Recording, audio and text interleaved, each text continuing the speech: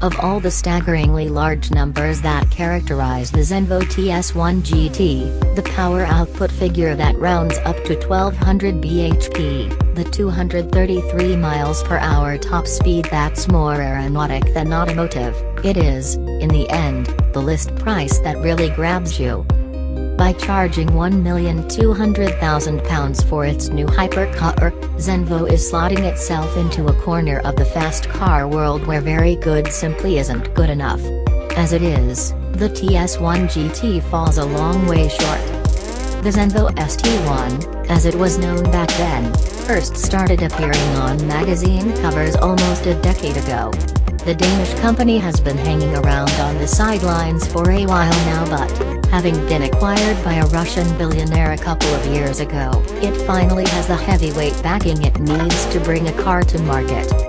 Now badged TS1 GT, Zenvo's hypercar is ready to take on the likes of the Bugatti Chiron and Pagani Huayra. Well, it's almost ready.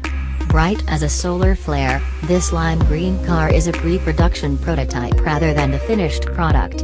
It's in the UK for a short while for late-stage testing, mostly in low-speed driving conditions, and also to drum up some interest in the hunt for deposits.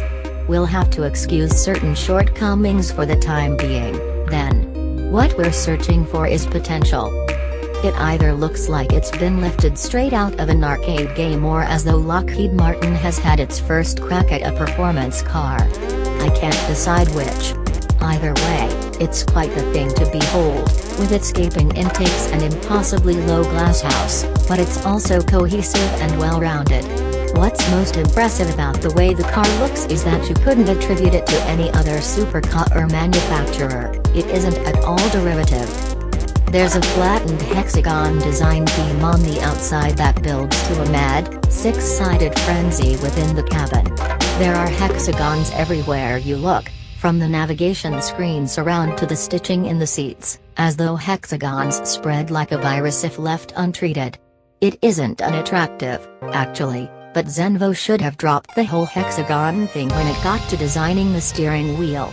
The milled from aluminium switchgear and speaker grills look the part, meanwhile, and they are at least bespoke to this car, but somehow the cabin just doesn't feel as exceptional as it should given the asking price.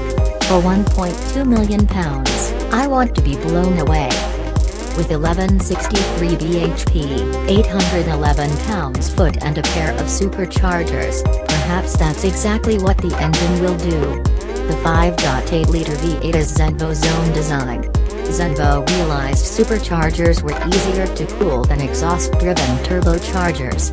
Besides, using a pair of superchargers is completely unique and, I think, a big part of the car's appeal.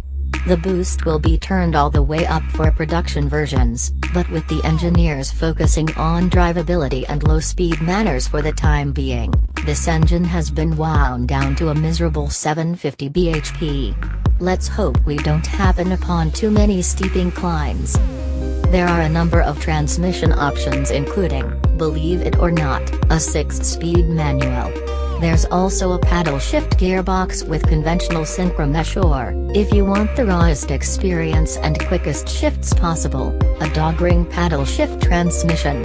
That was the option fitted to the test car and, as we'll find out, there's still an awful lot of development work to be done. The TS1 GT drives its rear wheels via a Torsen limited slip differential. This car also has optional carbon ceramic brakes from Brembo, with Michelin Pilot Super Sport rubber on 19-in wheels on the front axle and 20-in ones on the rear. With launch control, 62 miles per hour is dispatched in 2.8 seconds. Suspension is by double wishbones all-round with passive KW dampers. Unlike just about every other car that dares reference that word hyper, the Zenvo is built around a conventional steel and aluminium monocoque rather than a carbon fiber tub. Despite fully carbon bodywork, the TS1 GT is therefore a little on the flabby side, weighing in at 1,710 kilograms. Talking of flab, Zenvo knows very well that most people who can afford to drop £1.2 million on a plaything are very often not undernourished. That's why the door openings are quite large and the cabin fairly spacious. The TS1 GT isn't a difficult car to get into or out of, and there's even a useful 135-liter storage compartment beneath the front clamshell.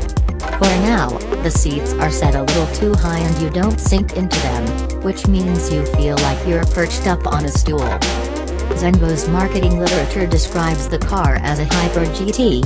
It has been developed, supposedly, to be luxurious and comfortable over long distances. On bumpy Buckinghamshire roads close to super veloce racing, the first appointed Zenvo dealer, the TS1 GT felt tight and fidgety, but never unreasonably stiff or crashy. Ignore the constant fidgeting and secondary patter and you do notice the poise and composure in the chassis, the taut body control and the fluid shrugging off of compressions. The hydraulic steering is very good, too, or it is once you've got a little lock on. Around the center point, it's quite vague and glassy, but beyond that it becomes very direct, with a natural weighting and rate of response. It allows you to lean on the massive front-end grip right away the way you would in a smaller sports car. The TS1 GT feels well balanced in corners and has massive traction despite the huge power and torque. Even some 400 bhp shy of its ultimate power output, the engine is a total monster. Without any smothering turbochargers, it has immediate throttle response and a rich, bassy soundtrack too. The progressive, linear power delivery is completely addictive. Meanwhile, the rate of acceleration building to a panic-inducing rampage as the motor charges towards the 7,700 revolutions per minute red line. Lord only knows what this car will feel like with half as much power again. Terrifying, I would guess. It's a wonderful engine, no doubt, but for the time being it's mated to a less than impressive gearbox.